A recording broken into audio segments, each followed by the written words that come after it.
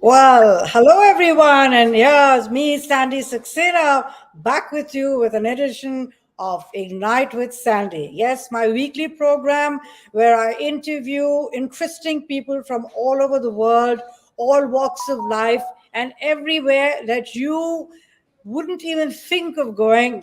I'm there to bring you all these interesting personalities. And I hope you remember what Ignite with Sandy is. Yes, it's about inspiring you. It's about making you think of what else you can do with your life. It's about bringing you out of that depression, unhappy period in your life, making you happy, making you want to do something more, to explore and to see where it can go. And Ignite with Sandy is part of the Celestia platform. And what is Celestia? Celestia is a platform from the UK, which is talking about work life balance for women. And when we talk about women, we're talking women from all age groups, all ages, all stages in their life. And when I talk to our guests, they are so inspirational and they ignite those neurons that you have so that you can actually do something more, something exciting with your life. And I have a wonderful guest today. Now, when I met this lady, it was about perhaps 13, 14 years ago, maybe. And I saw her at a program called Bold Talks. And that's really bold. And I was very impressed with her. And although we were never able to actually keep in touch, but we've always followed each other. And when I decided to call her for being my guest, I looked her up and I said, whoa, this one has really been busy. She's been doing so much. And I thought to myself, I just must have her on the show so that I can find out more of what she's doing. So she's a business professional. She's a corporate reputation consultant, leadership and public speaking coach, and author. Now, that's a lot that she's been packing into. But as always, I get my guests to introduce themselves. And so I'm going to bring her on and I'm going to ask her to please introduce yourself, my dear. Please, Hello. welcome to Ignite with Sandy. Thank you, Sandy. Thank you so much for having me. Wish it was under better circumstances, but it's always a pleasure to see you. So, as you said, yes, I am a leadership coach, leadership specialist, and I'm a reputation consultant. I've spent some 30 years in the branding and marketing and public relations arena. So, working with government clients and private sector clients in so many different industries. So my stint was in the UAE, in the region, so it was international as well. And as you said, I always keep myself busy. So I managed, directed several companies before I moved to the client side. So I left Okay. the agency world, which is kind of like a factory where you do so many things. You handle and you juggle so many different clients and so many different projects at the same time.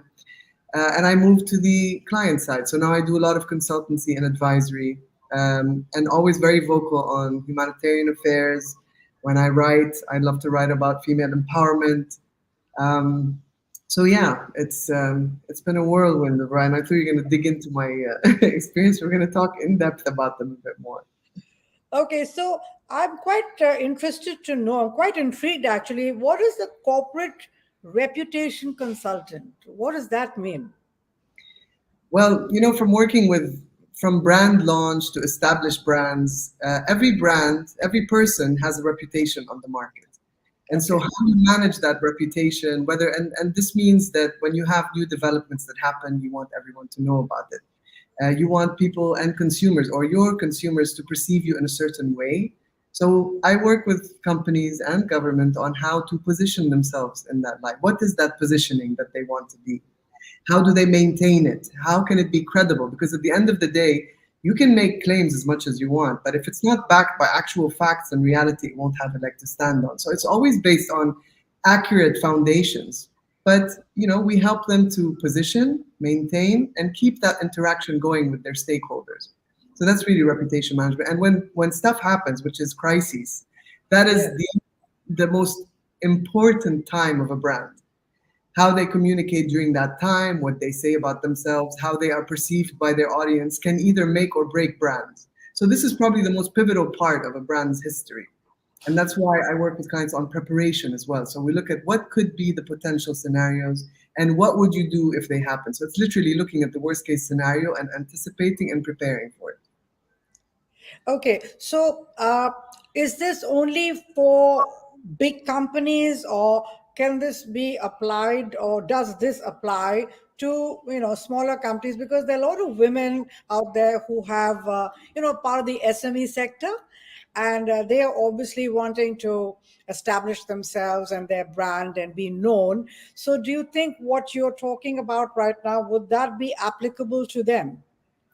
I mean, this would fall into the bracket of personal branding. And yes, a personal brand has the same kind of shelf life and equity and the whole thing, just like companies. So if somebody is looking to have, a kind of presence in public life and to build their personal brand, yes, the givens are very much alike. You look at what is your positioning, what qualifies you to take on that positioning, how are you going to launch yourself, and then once you launch yourself, how do you keep the visibility going, and your positive reputation obviously keeps building up. And yes, crises can happen to individuals. Yes. Sometimes individuals are the cause of a crisis of a company, so individuals can be quite haphazard. Because what I have seen is that sometimes when there is a female-led company, perhaps she's not had good advice, from somebody like yourself, and then monies are generally spent on other things because they're still trying to find out how to establish themselves, how to be better known, etc., etc. So sometimes monies are not spent in the right direction. So if it is something like something that happens like that, how would you actually convince somebody? Because from what I see is that if it's a small company and it's the owner that's actually the most important, not the what they're doing, right? Absolutely. Is that correct? Yeah, Is that absolutely. I mean, they are the custodians of the brand, and like I was saying earlier, that sometimes if these people don't represent their companies properly, it can make and break the brand. So one of the key areas that we focus on in my work is we identify who those spokespersons are. Who are those people who are qualified to speak on behalf of the company? In your case, saying a startup or a family-owned business. So that person has to be media trained. So there's like an extensive process that they need to follow, including putting them in front of a camera, giving them the worst questions you can potentially imagine, and then seeing how they respond. So it's imperative, because if you can't represent your company in good and bad times, then nobody wants to hear it. So yes, that training it's equity, it's money in the bank, because it yeah, will save you when the time comes. It will help your company rise, and it will help you stay up there, especially in times that are challenging. So yes, yes, the key. absolutely. One of the things that I've noticed, and I'm sure you will agree with me on that, when you go to conferences and you will have this individual who is, the head of the company, and there are lots of, qualifications and whatever else after their name, and they stand up and they give the most boring presentation. Yeah. That's see, this is my favorite part, and this is public speaking, and I coach for public speaking. I love that area, and so many times you'll find like that person you're talking about could be one of the smartest people on the planet. They are geniuses. Just get them off the stage. There's an art to crafting, speeches and addressing an audience, and that's where being on stage in and of itself. There's a lot of drama classes that people use for leadership development. They go through drama just to kind of learn how to project their voice and do all that. But if you don't craft your message properly, if you don't know exactly what you want to say, if you don't know your audience really well, and you don't prepare for this moment, yes, you're going to bore people, and you're not going to represent yourself or your company properly. These are occasions to come in and connect with an audience. And if there's really a vested interest for the person in that audience, the only way to get it is to know how to customize their message to that audience in a way that they'll understand and want to hear more. So yeah, it's not like a wing it kind of moment. It is all very calculated, It is all very well prepared for and really crafted. That's how it should always be. Okay, so here's the next question because in sales, I learned a lot about body language and Yes. how much, what does the other person pick up. So a lot of the people say it's like 50 to 60% is your body language, how you stand, how Mhm. you, not even the tone of your voice, but actually how you stand and how you use your hands and stuff like that. And a lot of people say that content is just 7%. Is that true? I mean, they do say that people don't remember what you said, they remember how you said it and how you made them feel. And that's really the majority of that experience for them. And it's true, they're not going to retain most of the information. That's why the heroes of this are storytelling, because it's easier to retain stories when you can plug those in. It's the kind of wording that you use and how you kind of position. If you got them to smile or to feel a spike of happiness or sadness, then you've kind of connected with them. They'll remember how you made them feel. So they may not remember the 30 slides that you shared with them. That's why please minimize. But they will remember that they loved hearing you. So that's still a positive outcome to have from such an experience. Yes, I know. Talking about presentations and slides, do you recommend that you actually do that at a conference? It depends who the audience is, like there's something that I always talk about. It's the pedagogical versus the andragogical approach, and I don't want to like complicate this. It'll take like 15 minutes to explain, but there's, if your audience is an audience of people who don't understand technical details of your industry, then you can't come in and start flaunting, pie charts and, financial reports. It's just going to fly over their heads. And at the same time, if your audience is that kind of profile of accountants and very specialized people, and you come in and you fluff it up, you're also going to lose them. So it's striking that right balance. If you can get away with showing just, I mean, it depends what the context of the meeting is. If it's you have to share your quarterly reports, yeah, I mean, it's not going to be easy to fly out with some pictures. But if you can have animated videos or pictures, just kind of nice visual cues in the back, and it's just you talking, that's the best. That's really when you connect with the audience. They're not distracted by anything. Just Okay, yeah, because I think we've attended umpteen conferences and we've gone to sleep halfway through a person's presentation, and yes, they're very important people, and they've made the time to actually come there and share their thoughts. But the other thing that I find is a lot of these people, high part people, they're very busy, so they don't write their own presentations. It's written by somebody else, and sometimes they're just reading it in the car before arriving or on a flight before they land. And now, favorite it, time is prepare, prepare, prepare. No. yeah, because the result is they have no idea and they seem pretty lost. So I think that takes away from the importance of the information that they want to share, and it doesn't put them in a very good light. So I think that is an important thing. But coming to public speaking, because I know that you are very good at that, you're a TEDx speaker, etc., and most of us at some time or the other have to give a speech. Yeah. It doesn't matter where, but it have to. So what would your pointers be to somebody who's standing on stage perhaps for the first time and is looking at an audience which can be quite intimidating, right? Ideally, for them, if they've done their work and they've worked with a coach, it would not be the first time they address public, in their first big speech, and they've practiced before. But let's say this was the situation, working with a coach beforehand will help them to better prepare.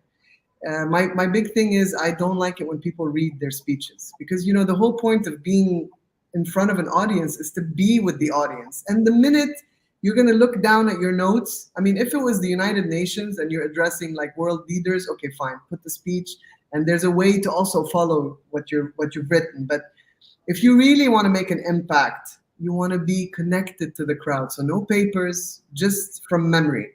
And there are techniques that people can use to remember their speech, and it doesn't have to be verbatim. I mean, nobody knows what was written. So that's why I say preparation is key. There are ways to prepare where you don't need slides, you don't need your notepad and completely written speeches. and you just come, you speak from the heart. If it's one of those occasions and you could speak from the heart with walls down, your authentic self is present, you're connected to the crowd. Yes, that would be like the ideal recipe for me. So in terms of key things, I would say preparation, prepare, prepare, prepare. Maybe the first few times that you're practicing this, definitely write the full speech and all the stories and everything you want to say. And as you prepare towards D-Day, make that paper smaller and smaller and smaller until at the end, it is either a few bullet points on one paper or it's three, four pictures that once they're up, you remember what you want to say. Yes. Because there's a way to connect your story to a visual. And while you're there, just enter the crowd. Even if you have breath issues, which by the way, there's breathing techniques to minimize that as well, because you breathe from the diaphragm. But once you overcome that kind of fright, just be there with the crowd. And there's no right or wrong that you can go with, just focus on them, talk to them, address them, laugh with them, get them to feel so they remember how Connected. they feel. Yes. Yeah. So, Ruba, coming back to the uh, establishing a brand. Okay, so a lot, as I said, especially the women in the SME sector, they're sometimes just a one person show, because they're trying to do everything, and maybe they'll get a bit of help, outside help for social media or something like that, and that's fine. But what I find is that sometimes the what they do, what they'd like other people to know that they're offering a product or a service or whatever, is not communicated properly. So, what would you recommend that ladies like this do? Because after all, you are investing a lot of money and time and energy, and if you can't get the correct result, it's money lost and time never comes back. So, what would you recommend that they what when they're budgeting for their company? How much should they allocate towards, first of all, understanding their own product and how it would help others? Because sometimes people are not clear on that. Do you find that sometimes that there's a bit of a gap or a disconnect in what they want to do and what they're actually doing? I mean, when you have big established brands and multinationals, they usually do that homework. It's a given. But you're right. With startups, maybe not a lot of attention is given to that. They're more focused on the operational side, understandably. But when it comes to the brand and building that brand, the best way is to always start with like creating an actual brand DNA. So you have to start with the messaging of, let's say, if you're a product-based company or you're a service-based company, whatever arena you're in, you need to be able to define what that service is to the T. And there's a thing called the message house. This one is always my go-to. And the message house is like a brand DNA.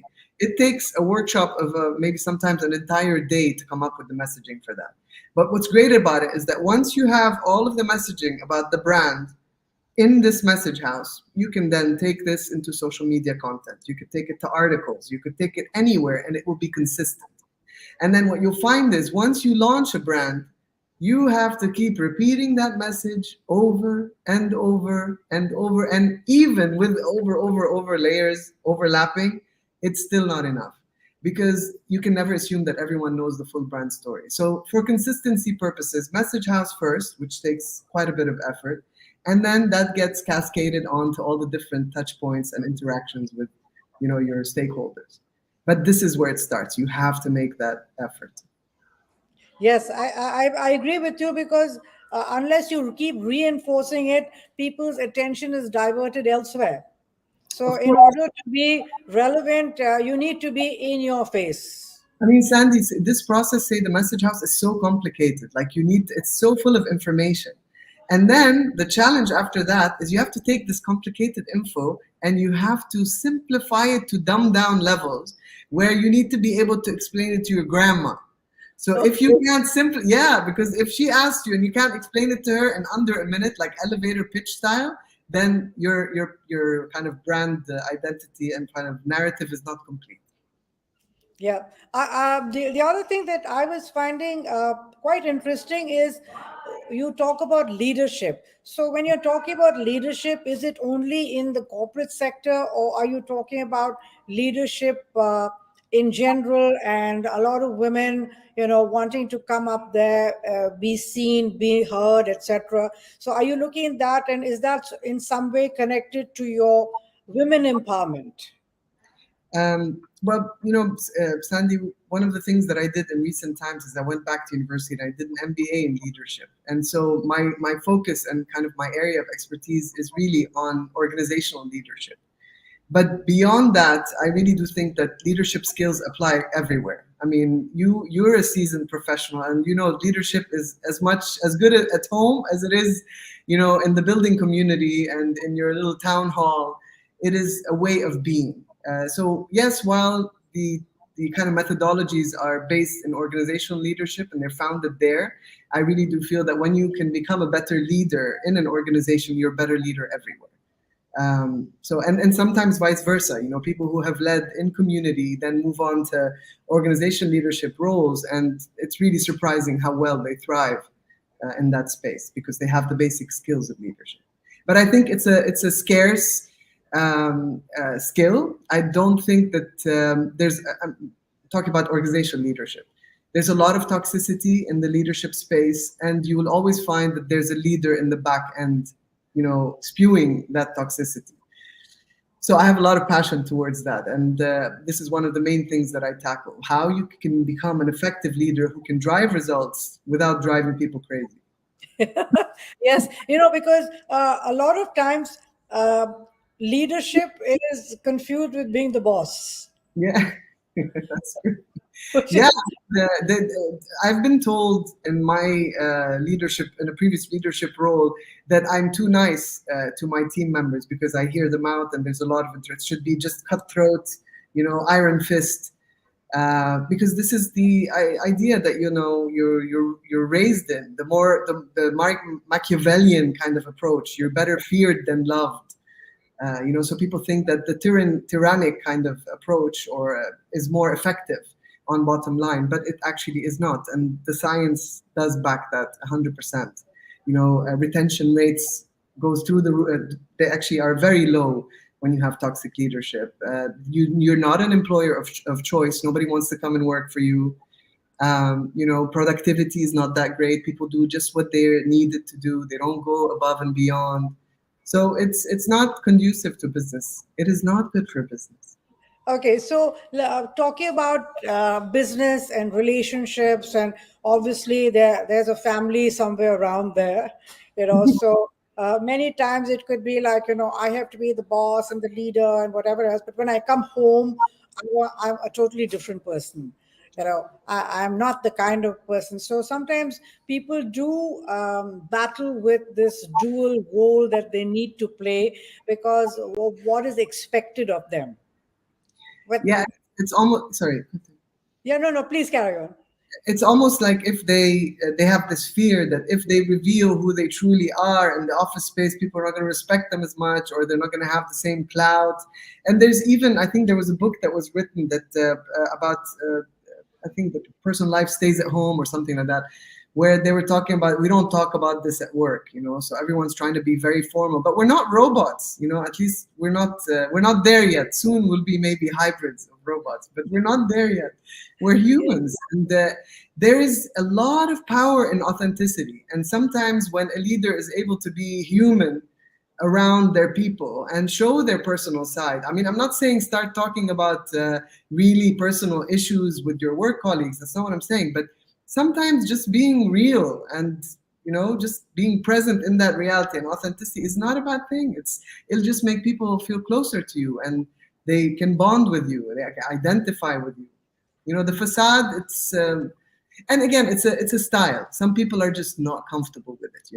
And they could still be empathetic. It doesn't mean that they have it's that they're frigid. So it's definitely based on personal preference. But I don't see the harm at all in bringing your person to the office instead of being schizophrenic about it. Quite true. Okay, so you've been in this space for quite some time. Have you seen a shift in the way the corporates look at leadership now to what it was before when you just started out, where I'm the boss and you listen to me? to a more inclusive way of doing work, of getting things done? Has there been a shift in the corporate world? There has, I mean, okay, the corporate world, or let's say organizational culture, they say, for example, one of the theories is that once you have an organizational culture in your company, you cannot change it. Okay. That's Edgar Sheen who wrote about this. He's Yeah. like specialized in organizational culture. So he had said that once you have a culture, you can't change it. But a lot of behavioral scientists, all of them came into it. So they found ways that you can still maneuver and shift. One thing that has happened is that this whole DEI movement, which is diversity, equity, and inclusion, which is very much entrenched in the global corporate arena, this has been a way that they have been able to kind of introduce policies and procedures that overarch and impose themselves on bad leadership. So you cannot get away with it anymore. It's now standard practice that you have to have these kind of approaches and processes within your company, which is great, because that means that we can tell Edgar Sheen, okay, maybe the processes will bypass the fact that our organization culture wasn't so great. So yes, there's a shift because, and if you take COVID as well, COVID, Yes. and you've heard of the Great Resignation. A lot of people, there's like half of the working culture was and still is anticipated to leave the corporate world. And this was already in the books before COVID. When COVID happened, there was this existential moment where everyone's like, you know what? What is this life? What have I got to live for? I want to do other things. I want purpose. I want. And so this is when people started paying more attention to it. So that great resignation was brought back a few years into COVID. And this is where imposition started coming in. So CEOs cannot get away with what they used to get away with. And people just like walk out. So the good people would leave. You would get the followers who would stick around or have no other choice. But I think it's much more prevalent now. It's much more talked about. There's a lot of expectation, a lot of grooming of leaders. So there's a lot of training and development that you see, a lot of investment from the corporations themselves. On government level, you see a lot of investment in profiles of potential leaders and how they're grooming them for their roles. So it's great to see that they're starting to look at it's not only from a hard skills side. Yes, the hard skills are very important, but suddenly now we're talking about soft skills and emotional intelligence and how this is actually important for a leader because great and empathy and so I think this is the ecosystem that is creating a more kind of conscious leadership space, if you like. So even if they are kind of hiding a Machiavellian within them, they can't really release them all the way. They have to, they have to be civil in this new space. Anyway, so uh, you've written a book, right? So can you just share what that is all about? This was I wrote a children's book with a doctor friend of mine, but the focus of this book was purely environmental. So it was to educate children about the planet and sustainability and the animal environment and marine biology. So it was about Boto. It's a Brazilian pink dolphin and how he escapes into the ocean and he meets so many different species. And through the story, you are introduced to real life crises, including the garbage island in the Pacific. And then Boto ends up saving the planet from all of these disasters. So this is a beautiful project that I worked on, and we got to read to kids in different schools and really push that on the agenda of education. Yeah. So yeah, So how is it being received? Are you finding that it's having an impact now? Because obviously it's written for children, and so I think they're the ones who will eventually tell us grown-ups what to do and why we should be doing it. they're already telling us. I mean, it's they're very conscious kids, and what I found is the minute they have been exposed to this book, they're shocked that all of these things are happening. That sewage is pumped into the ocean, or that chemical residue is being pumped into the ocean. Do turtles have plastic bags on their necks and nets, and why are dolphins being killed? So it's creating this kind of dialogue and questioning in their mind that they don't understand, and I like that. I think this is the best way to teach kids, when you trigger their mind to wonder why.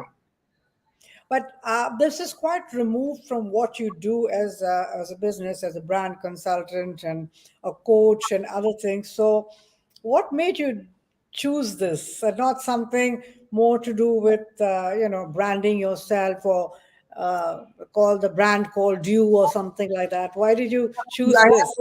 I am working on a book like that now. Okay. That's my next book, so that's coming up. But why did I do it? Because first of all, I'm very passionate about the planet and children, and I think grassroots level of education is really where to start, because you can come and educate an adult about sustainability, but there's so much that will have as an impact on the long haul. But when you grassroots it and you plant that seed in the mind of children, then maybe one day you'll have an environmental buff or someone who's going to do something positive towards the planet.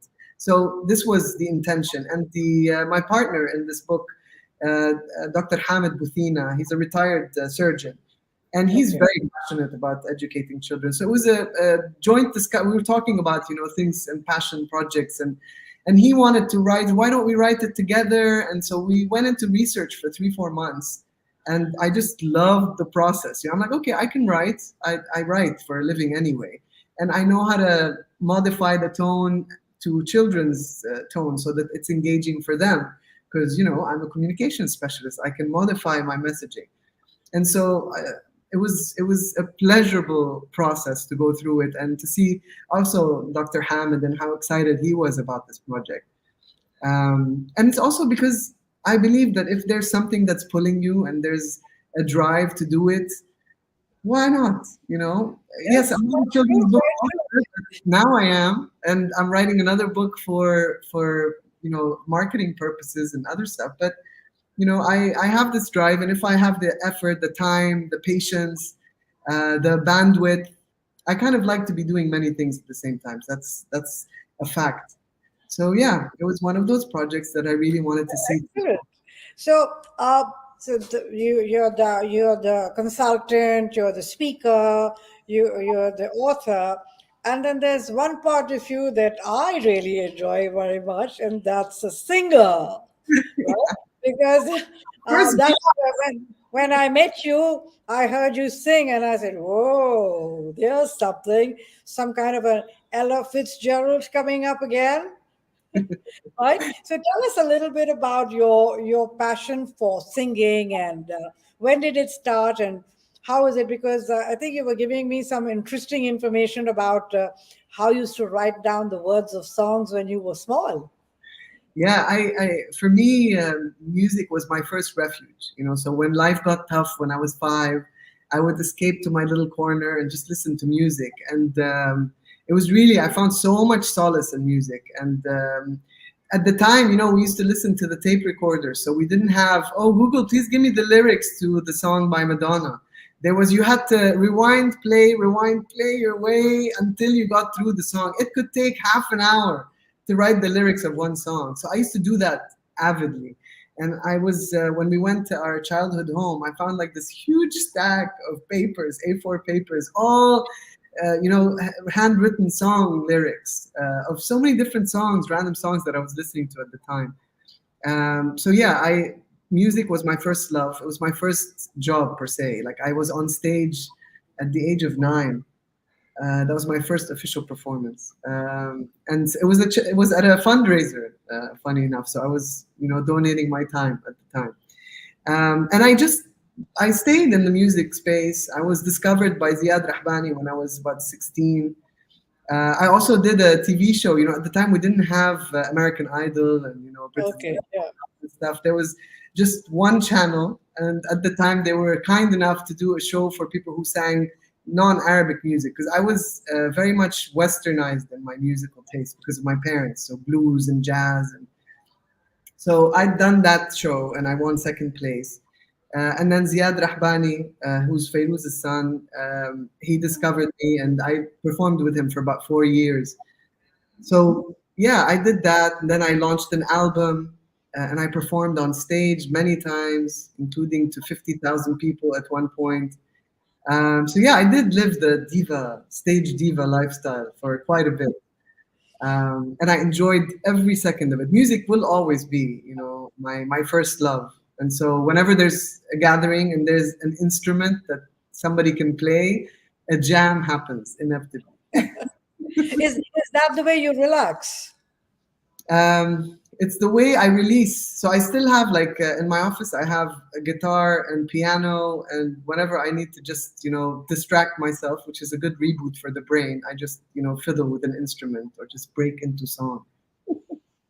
Yeah, Yeah. actually, it's very therapeutic if you could, just do that. A lot of people need ways of where they can sort of unwind or just get them away from, a project on which they've been spending so much time and effort, and nothing's really coming up. And having a break like this is amazing. So I know that obviously you are creative anyway. So do you have any new projects coming up? Um, I mean, now I mentioned I'm working on a book that is. I'm not going to give too much on it, but it's Okay. to my communications work. And I'm doing the comms guru. I'm not sure if you've seen that. I've been sharing a lot of my experience online with an audience, which is something I hadn't done before.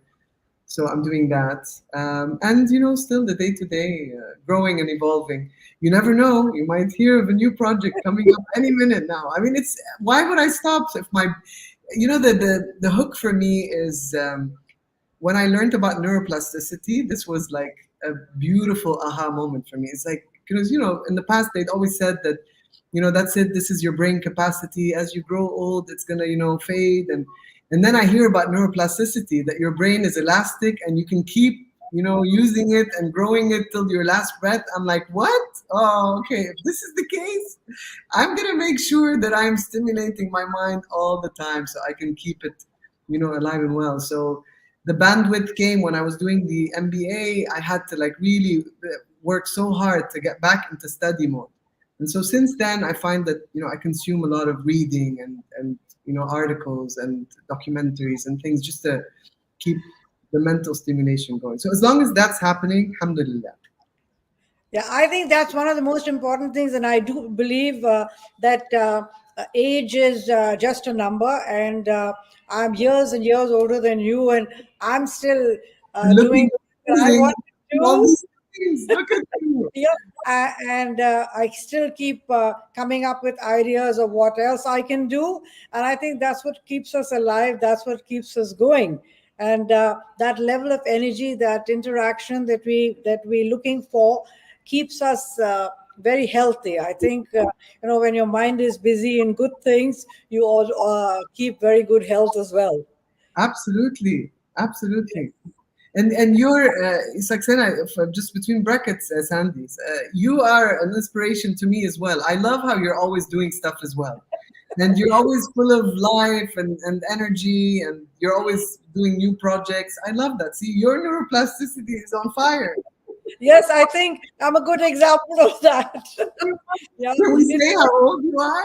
Or yeah. Do you know how old I am, right? no? I mean, your audience. Okay. No, I talk about it publicly everywhere. I'm 71. Mashallah, come on, this is amazing. Yes, and I'm enjoying life, and there's so much more that we shall do. So, on that very happy note, Ruba, I would like you to just give three pointers to all the women listening today about how they could be more productive in their life, be more productive in their business, and what kind of an attitude should they have? Okay. Um, First of all, I would say be boundless. Like, don't feel anchored to any career or any space that you are in. If you feel compelled to do more and add more to what you have, by all means, please do it. If there's any plan that you are going for, you want to actually achieve, the only way to achieve it is to literally turn it into a systemic plan. You can eat an elephant one bite at a time. So don't feel overwhelmed with all the things that you're going to have to do. You can do them. And then third, stay open and Yes. stay humble. Stay open and humble and see what comes your way. Yes. So we have a person who is giving us comments here. Her name is Jennifer Randive, and she says, "Don't be anchored. Don't be overwhelmed." So she's pretty much echoing what you're saying, right? Don't Yes. be anchored. Stage, Because if you ever have the chance, you should meet up with this lady, because she's quite a powerhouse herself, and she's one of those people who doesn't believe in boundaries and borders and whatever. She's very open minded and always ready to create more. So I think I shall introduce you to her at some stage. I love that. I Yes. love that. Anyway, thank you very much, Ruba, for your wonderful words of wisdom. And I love having you on the show. And hopefully, we will interact and do a lot more on Ignite with Sandy. And whatever you do, stay smiling and always look so lovely and bright. Thank you, Sandy. Thanks for having me. I really enjoyed this. Always great to see God bless. you. God bless. Man. Take care. So, ladies and gentlemen, all you people viewing this now or in the future, I hope you're going to enjoy this, because, as the title says, capitalizing on every talent. So, don't restrict yourself. If you listen to what Ruba says, everything is possible. Give it a try, explore, look for new avenues, and always be in a place of enjoyment. Enjoy what you do. And when you're in your space of business and brand building, whatever, remember, the brand is you. You need to understand what you want to do, because if you don't get that part right, nobody else is going to know. So remember, brand is important, but you are the brand. Keep that in mind. And the most important thing, when you're looking to invest in yourself. Your business will grow because of you, not the other way around. So before you do anything, invest in yourself. Be clear on what you want to do. Have a good, what you say, you could have a good platform, you could have a good idea, you could have a good concept, but how do you bring that to market? So invest in getting someone who can show you how it's done, because that initial investment is going to pay dividends which you don't know how much. And yes, social media is important, but what is the message? So if you're trying to save money and say, oh, I'll just get some people from social media to put up this or put up that, if the message is not clear, if you're, what you're wanting to communicate, you're wanting to connect is not clear, you're not going to get it. So yes, do have a social media person, but the message going out has to be very well thought out, has to be very well strategized, and for that you need a professional.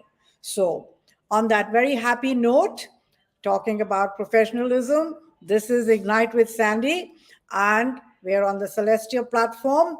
Please don't forget to tune in to our YouTube channel.